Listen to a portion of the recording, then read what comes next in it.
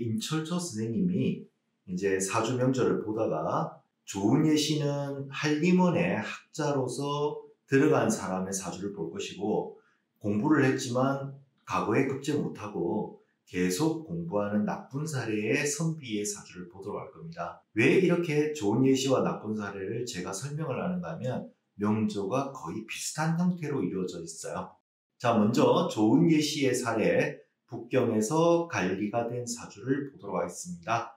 정해년 경술월 갑진일 임신시간에 태어났습니다. 갑목을 일간이니까 갑목을 기준으로서 수월에 태어났다라는 말은 가을에 갑목이 난 거죠. 가을나무는 추수하는 계절이고 씨앗을 걷어서 곡식 창고에 넣는 모습이거든요. 자, 뭔가 결실의 계절이라는 뜻도 갖고 있습니다.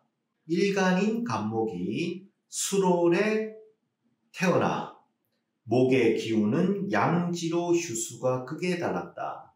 한마디로 말하면 갑목은 수월이 되면, 가을이 되면 이제 성장을 멈춘다라는 뜻도 되지만, 금방 이야기했듯이 추수하는 계절이죠.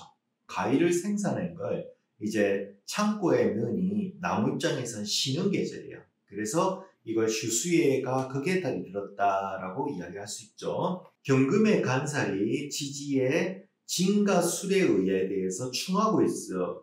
진술충이라고. 그래서 진술충은 뭐냐면 이 사주에서는 재성이죠. 그래서 재성이 충하는 거예요. 진술충을 하고 있고, 토가 토생금에서 천간에 있는 경금인 갑목 입장에서 편간을 생해주고 있어요. 편간은 무슨 말인가 하면 도끼가 나무를 찍는 모습이죠.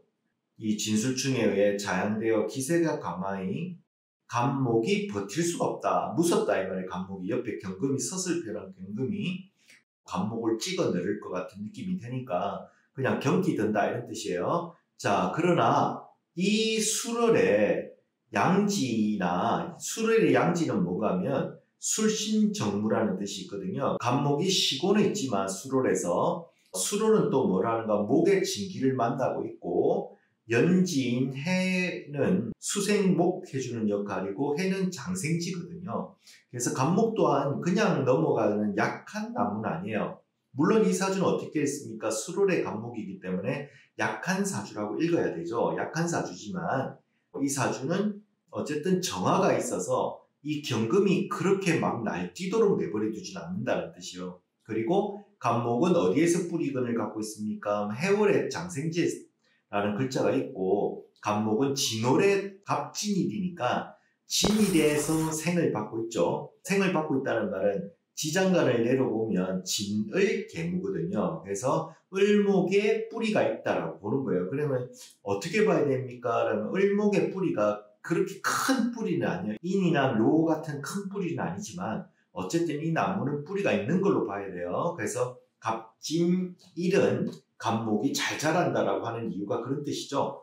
임수가 일간을 도우고 영간의 정화도 술월에서 술신정무라는 뜻이니까 정화가 지장간에 있죠. 그래서 정화의 뿌리가 술월에, 또 술은 뭔가 화개고죠. 화개고면서 인호술 할 때 화명의 창고입니다. 이런 뜻으로 해서 뿌리근이 되는 거죠. 그래서 정화도 상하지 않으며 정화는 술토를 의지해 본신의 끈기를 갖는다. 일간인 갑목은 진토에 뿌리를 둔 대목지토가 되어 이 사주는 갑목은 지금 사주에 하나 있고 목이 하나, 화가 하나, 토가 두 개, 금이 두 개, 수가 두 개 있어서 이 목은 결코 강하지는 않지만 상간을 쓴다라고 볼 수밖에 없어요. 옆에서 편간이, 갑목 옆에 경금이 갑목을 꺾으려고 지금 서슬퍼런 도끼로 달려오니까 이 도끼는 진토하고 술토에 토생금 하면서 생을 받아서 날아오고 있고요. 이 경금은 신시에 태어났기 때문에 경금이 보기보다 힘이 좋죠.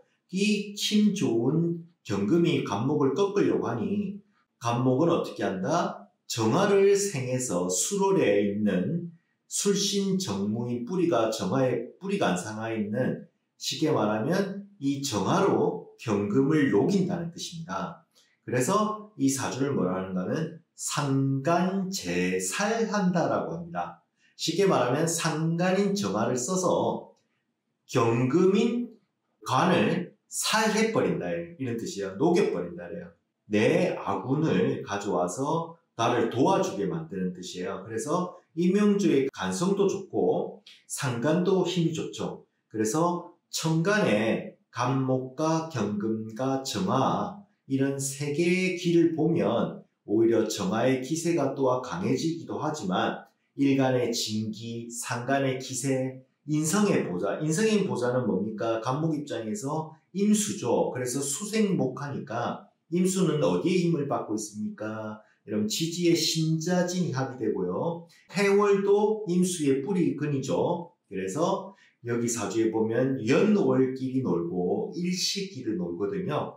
불록 진과 술이 충하기는 하지만 옆에 있는 연월 해와 술이 먼저 놀고 일시니까 진과 신이 노니까 여기에 보면 신자진이 있겠구나라고 읽을 수 있죠. 그러니까 서로 일간의 진기가 있고 상간의 기세를 보고 인성의 보자를 보고 일간인 간목을 보좌하고 있죠. 그리고 칠살의 기세가 이렇게 각자 세다 보니까 전부 중화되어서 오행 각각의 언어하거나 죽지 않고 역할이 전부 쓰임이 가능해졌다 이런 뜻입니다. 어떤 쓰임새가 각자 잘 움직이고 있다. 이래서 우리가 사주를 볼 때 8글자가 죽은 글자가 있고 잘 살아있는 글자를 봐야 되거든요. 이제 고수가 되면 이 글자들끼리 각자 잘 살아서 각자가 자기 역할을 잘하고 있으면 사주가 굉장히 좋은 거고 어느 하나가 힘들어져서 그 역할을 잘 못하면 인생도 역시 힘들어진다고 봐야 되는 거죠. 각자의 오행과 8글자가 잘 돌아간다고 보는 겁니다. 지지 오행 역시 진술충이 있으나 신자진합으로 서로 투쟁하지 않고 정화 역시 술에서 뿌리를 받아서 운이 좋으니 갑가에 합격하였다고 하였으니 상간제설 또한 분명하며 이 대운조차도 보니까 사오미로 흘러서 정화가 더욱더 힘이 좋아하니 역시 상간제설이 분명하구나 라고 알 수 있죠.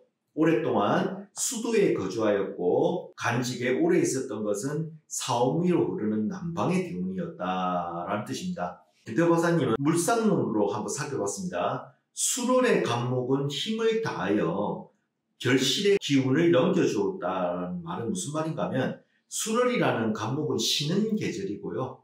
한마디로 말하면 추수하고 거두는 계절이죠. 그래서 결실로서 가을의 기운을 끝났다 이런 뜻이죠. 그리고 새로운 봄을 올 때까지 기다리고 있는 모습도 됩니다. 그죠? 수월은 화고라서 인호술의 화고죠. 그래서 불기운을 간직하고 있고 추위를 걱정할 필요가 없으며 늦가을 초저녁에 달이 뜨고 달이라는 말은 여기서 천간의 경금을 달로 봐야 되죠. 그리고 물이 흐르니 물은 임수로 봐야 됩니다. 그래서 각자의 뿌리가 통근돼서 있다고 봐야 되겠죠. 정화는 수월에 통관되어 있고요. 임수는 해월에 통관되어 있고요. 그죠? 간목은 진월에 약간 통과되어 있다고 봐야 됩니다. 늦가을 초저녁에 달이 뜨고 물이 흐르니 고고한 선비의 기운이 느껴진다라는 말은 사주를 보니까 고급스럽다 이런 말이고요. 이 시에 진가, 시의 신이 역시 합하여 신자진 수국을 이뤄 처자의 도움이 있었으며 이런 걸 알 수가 있다는 말이죠. 간목이 스스로 정화를 목생화하니 정화를 살리니 근면함과 강한 성격과 노력으로 성공을 거둔다라고 마무리를 하셨네요. 이태월이 신축, 명궁이 신해입니다. 자, 이태월과 명궁은 따로 수업을 들으셔야 됩니다. 이렇게 좋은 예시의 사례를 볼 거고요. 다음 시간은 명조가 별로 차이는 안 날 겁니다. 그렇지만 나쁜 예시의 사례를 한번 보도록 하겠습니다.